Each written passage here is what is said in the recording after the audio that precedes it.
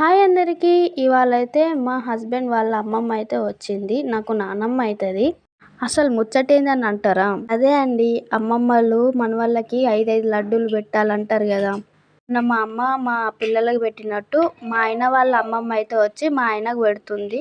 హడావుడిగా అయితే వచ్చేసింది. ఎందుకంటే మేము దూరం ఉంటాం కాబట్టి ఫస్ట్ మా ఆయనకైతే పెట్టింది. ఎందుకంటే మా ఆయన పెద్దోడు కాబట్టి. చిన్నోళ్ళ కాడికి పోవాలి, లేట్ అవుతుంది, మళ్ళీ ఎండ అవుతుంది అని చెప్పేసి అసలుకే ఎండాకాలం తొందరగా అయితే పెట్టేసి వెళ్ళిపోయింది.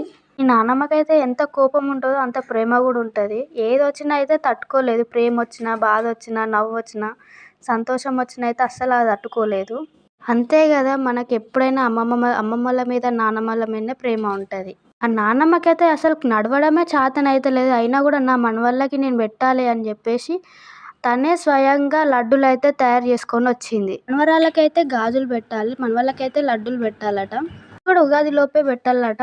చూసిన వాళ్ళైతే కామెంట్ చేయండి. ప్లీజ్ సబ్స్క్రైబ్ చేసి లైక్ చేయండి. బాయ్.